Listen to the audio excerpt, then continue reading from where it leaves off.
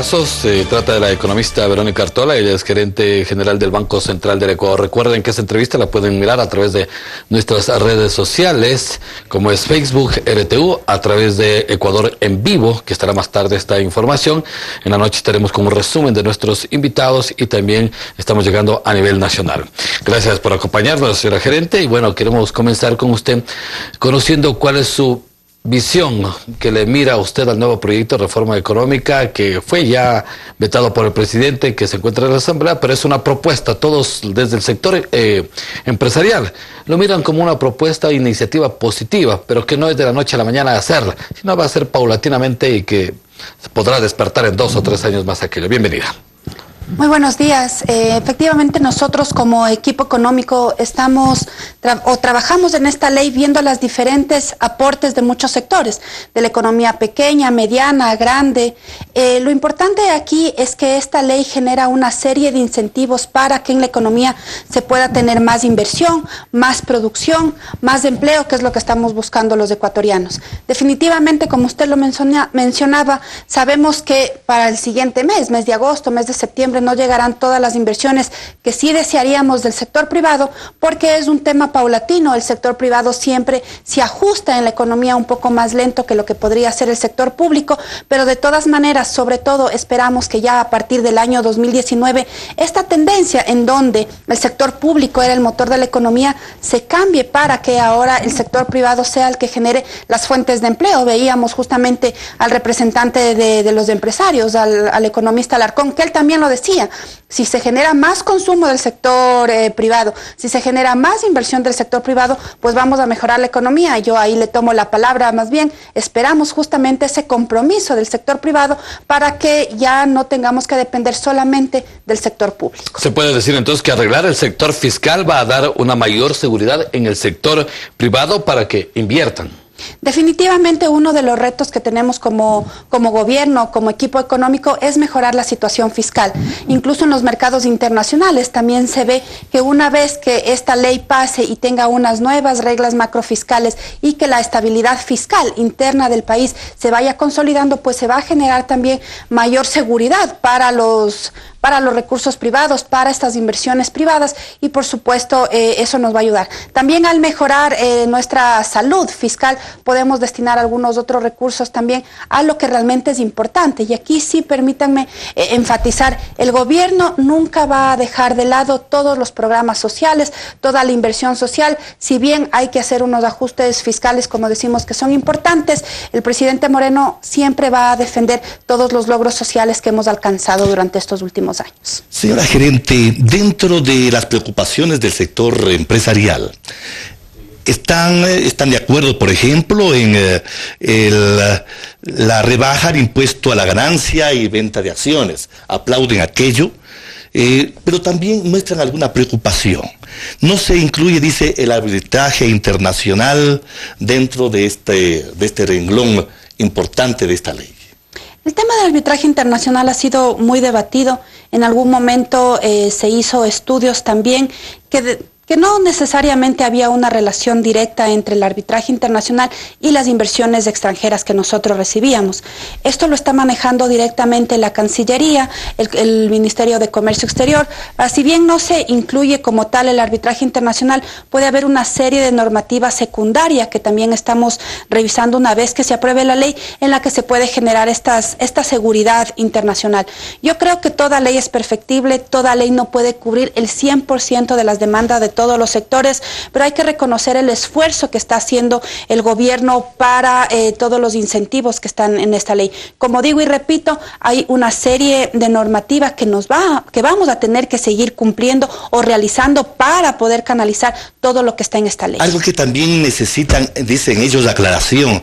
¿Cómo quedan las reglas macrofiscales? Entre ellos, ¿cómo queda la posibilidad de endeudamiento y cómo se lo va a controlar?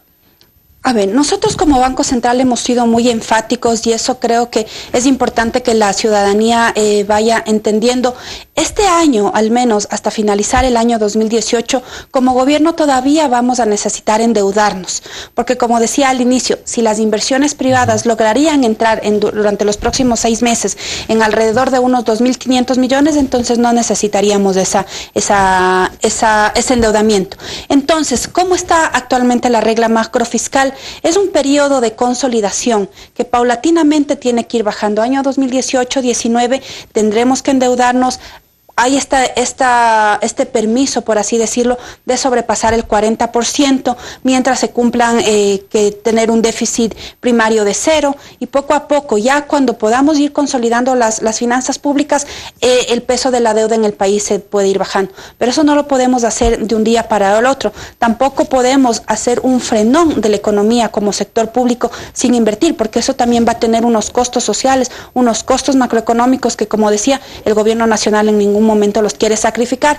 Entonces, para generalizar, en este momento vamos a tener que seguir endeudándonos, vamos a tener que sobrepasar el 40%, pero cumplir estas reglas macrofiscales de que no se puede aprobar un presupuesto general del Estado que no esté equilibrado. Y esperamos de aquí a los próximos 3 años y a ir bajando el ratio de la deuda. Se quiere decir entonces que dentro de este marco, sargente, que se está dando un escenario donde el Estado pone las reglas, pero también juega un papel importante el sector privado, que tiene que apostarle dinero y asumir los riesgos también.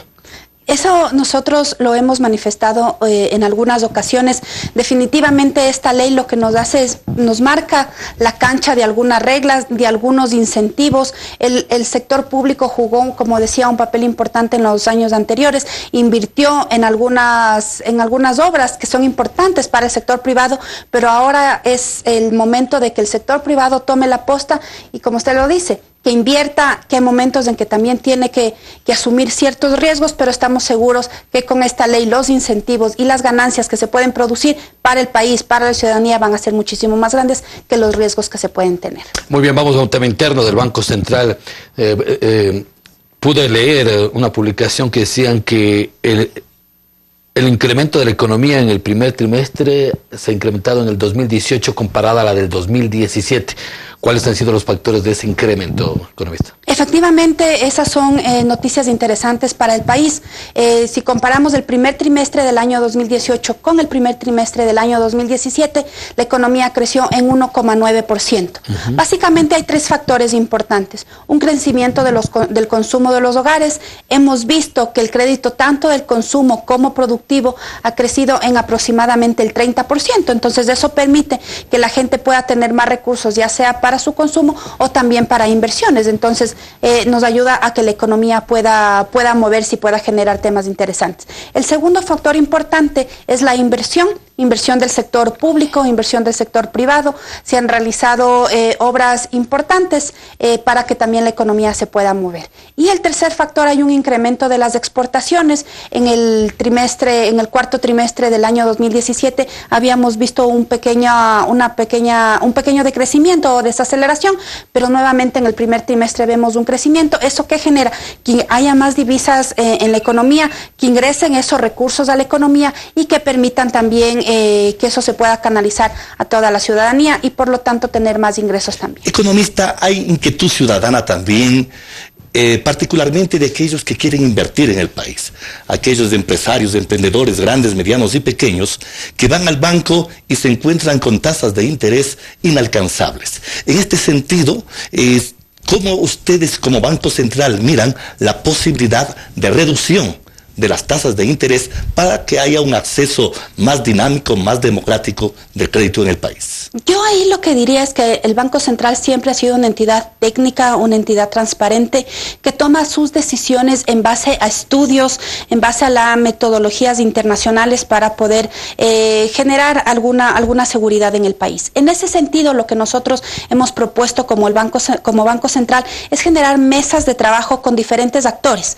de bancos públicos, bancos privados, de economía popular y solidaria, la academia, para analizar cómo se puede mejorar la metodología de tasas de interés en el Ecuador y en función de eso tomar una decisión. No me quisiera adelantar si es para subir o para bajar. Estamos conscientes que el costo del dinero, es decir, las tasas de interés en el Ecuador, por ejemplo, para microcrédito todavía siguen siendo muy altas. Es un criterio muy personal que sí es importante revisar y, si es el caso, reducir, pero en este momento no estamos planificando una reducción como tal, sino hacer un estudio responsable como entidad que nos corresponde como Banco Central, para que una vez que tengamos ese sustento técnico, elevarlo a la Junta de Regulación de Política Monetaria Financiera, que es el órgano quien decide sobre las tasas de interés. Y sobre el mismo tema se había anunciado también alguna vez que habría la posibilidad de traer banca internacional para que haya competencia y la competencia regule el mercado de los costos de dinero. Hay, Carlos, solamente hacer una aclaración. En el país no está prohibido que entre banca internacional.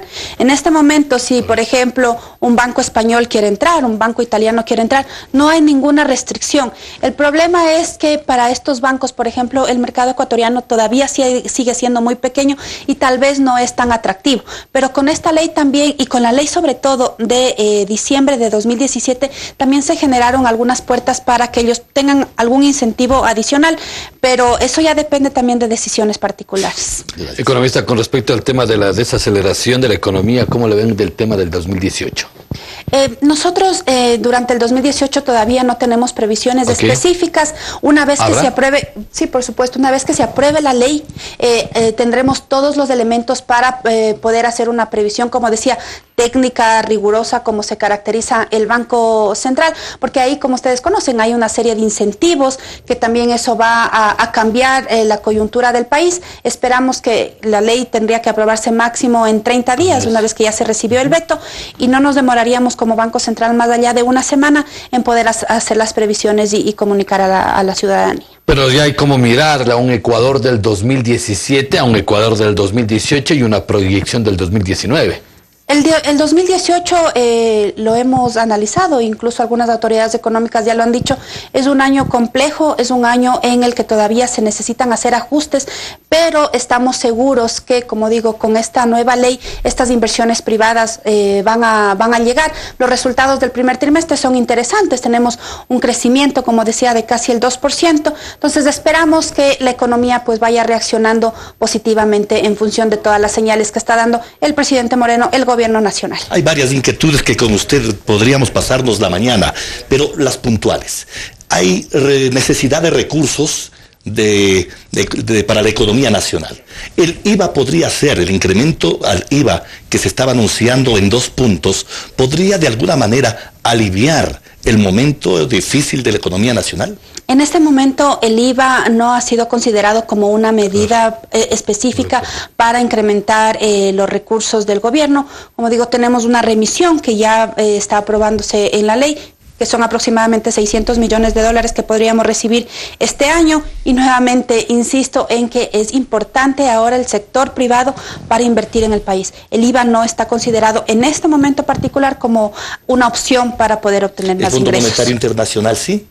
El Fondo Monetario, hemos tenido reuniones con el Fondo Monetario. Aquí también es importante aclarar que el Fondo Monetario vino en un marco de analizar las cifras, no como una opción para obtener créditos. De todas maneras, el mismo presidente hace un par de semanas anunció que estamos abiertos a escuchar diferentes opciones de diferentes organismos multilaterales. Hace 2 semanas obtuvimos un crédito del FLAR, que es un organismo multilateral. Entonces, vamos a escuchar todas las opciones, pero tampoco es que sobre la mesa y hay un acuerdo con el Fondo Monetario. Y hablando del tema de la inversión extranjera directa, ¿cómo está aquello, economista? La inversión extranjera, como Banco Central, publicamos también la información y vimos que para el primer trimestre del año 2018 tuvimos una inversión extranjera directa de aproximadamente 223 millones de dólares. Esto refleja realmente el esfuerzo importante que está haciendo el ministro Campana, que está haciendo el Ministerio de Comercio Exterior, el Gobierno Nacional, para dar señales positivas. Esta cifra es una de las más importantes de los últimos 4 o 5 años. Adicionalmente a eso también Por ejemplo, en el trimestre anterior, en el último trimestre del año 2017, habíamos visto que están saliendo más recursos por reinversión que lo que está entrando, y ahora en cambio se están quedando en el país. Entonces son dos datos fuertes que nos ayudan a generar, o que nos ayudan a generar esta expectativa positiva. De todas maneras, como digo, son recursos importantes, pero sí esperamos que por lo menos lleguen en alrededor de los 1.500 millones de dólares anuales para que pueda tener un sustento importante en la economía. Y finalizo, ¿alguna noticia nueva a futuro del Banco Central con que vayan trabajando? Bueno, nosotros estamos trabajando constantemente en algunos temas, más que en datos, solamente dejarles ahí una pequeña noticia. Estamos por promocionar, o estamos por abrir algunos temas importantes del Banco Central, por ejemplo, la biblioteca del Banco Central. En los próximos meses vamos a hacer una reinauguración. Recuerden que el Banco Central históricamente también estaba caracterizado por tener la mejor biblioteca, el mejor apoyo para los estudiantes e investigadores. Eso en los últimos años se ha perdido. Estamos trabajando en eso y bueno, implementar. Lo importante es ahora seguir trabajando con la ley económica original. Una última inquietud. ¿Hay ya para el 2018 alguna estimación del PIB? Todavía no, como le mencionaba Carlos, necesitamos que se apruebe la ley. Una vez que tengamos la ley, tendremos todos los elementos para hacer la previsión. Gracias. Muchísimas gracias a la economista Verónica Artola. Ella es gerente general del Banco Central del Ecuador, junto a nosotros, compartiendo las últimas novedades y temas desde la institución a la cual ella representa. Nos vamos a un corte y regresamos.